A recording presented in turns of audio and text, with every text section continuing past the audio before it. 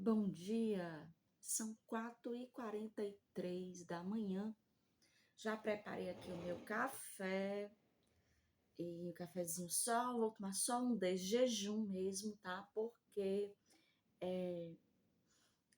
ontem à noite eu jantei sorvete com granola, né? Um sorvete siciliano. Sorvete siciliano com granola, para mim, ele tem uma função terapêutica e antidepressiva, né? É como a gente recorrer ao chocolate amargo. Não é a mesma coisa, lógico, é um paladar completamente diferente. Mas a questão é que nós não estamos aqui resolvendo apenas algo no paladar. Nós estamos indo além, né? Além do gosto, né? Do paladar, né? De ter um paladar apurado.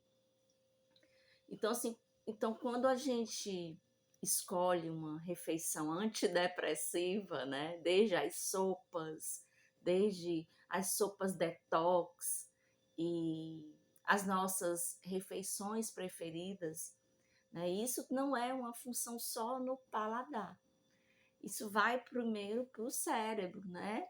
E tem aí toda uma questão dos hormônios que são produzidos pelo nosso próprio corpo, né? A dopamina, endorfina e serotonina e as noradrenalina.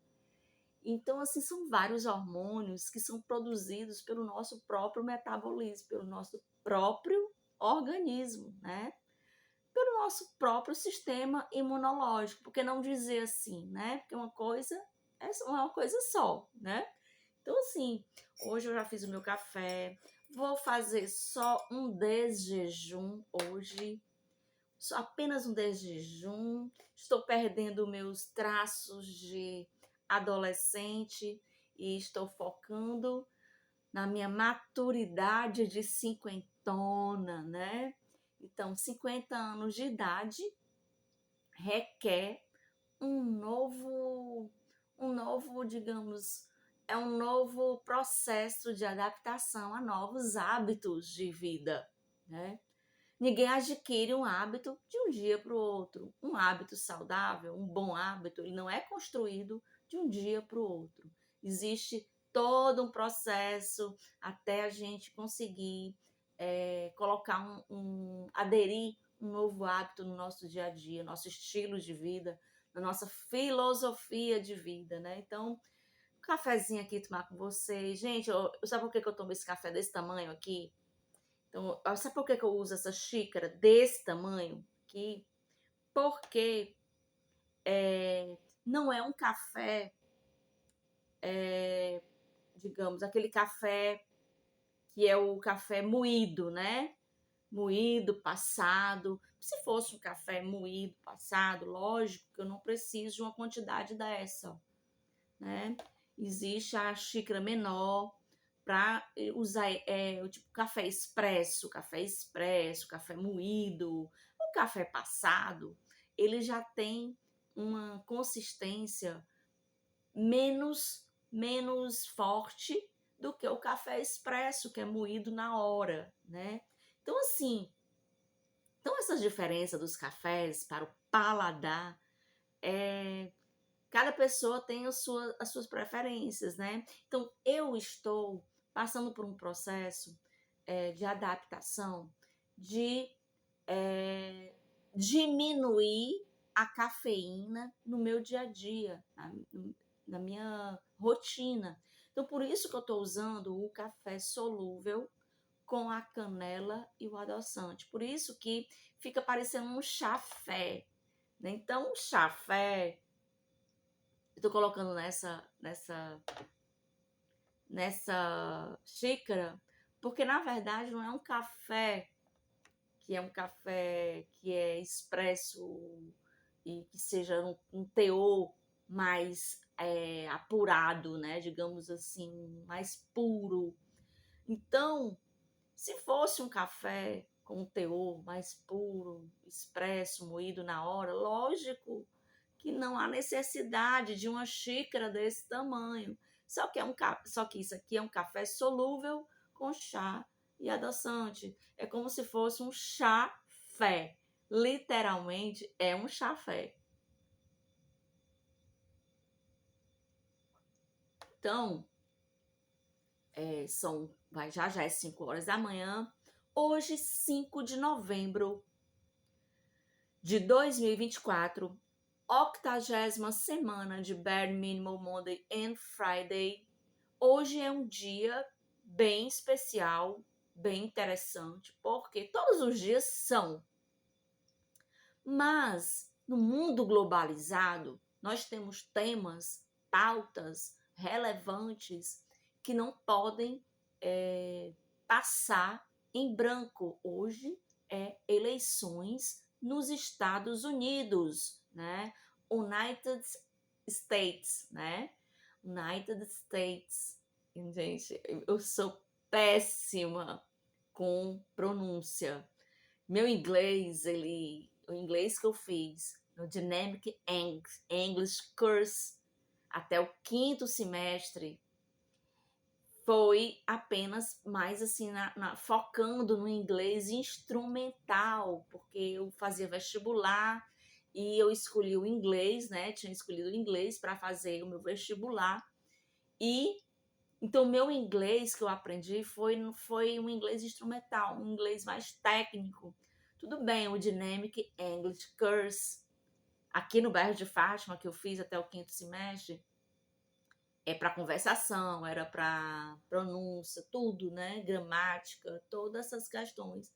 Mas o meu foco era mais nas provas, no inglês técnico, em documentos, em textos. Então, a minha pronúncia no inglês é péssima. Eu tenho essa consciência. Eu não sou boa em conversação nem em português. Imagine em inglês, seja o americano ou seja o inglês britânico. Tanto assim, nem no inglês americano, nem no inglês britânico, eu sou boa de conversação. Até porque eu não sou boa de conversação na minha própria língua, que é o português, né? E japonês, eu fiz um semestre na UES, né? na Universidade Estadual aqui do Ceará. Então, eu fiz só um semestre. Quando eu passei para o 2º semestre, eu vi que não era algo que digamos, eu fiz um semestre de japonês lá na UES e eu não fiz o 2º porque eu me enganchei muito nos hiragana, nos katakana e naqueles ideogramas e na construção de frases. Imagine em conversação, né? Imagine em conversação. Se eu já estava me enganchando nos ideogramas, né?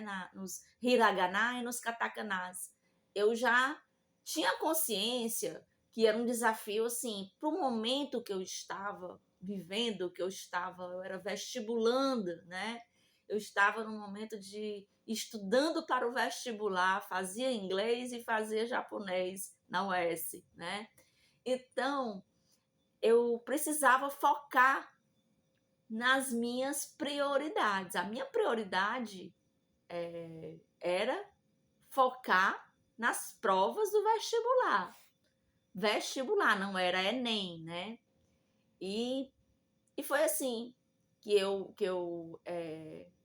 percebi, né? Eu tive a consciência, eu tenho a consciência de que eu não sou boa em conversação, nem na minha própria língua, no português. Imagine em japonês, imagine em inglês americano ou britânico. Mas então, hoje há eleições nos Estados Unidos, né? A esquerda-direita, né? E vai lá o Trump e a Kamala, eu não sei se é assim que pronuncia. Gente, me perdoem pela minha meu falta de preparo para pronunciar as palavras de forma fidedigna, né?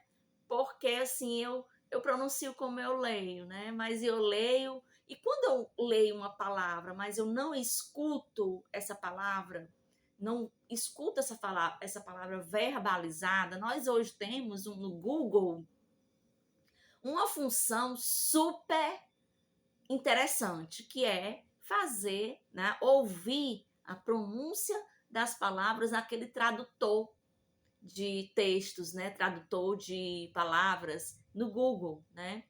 Então, eu acho o Google um assistente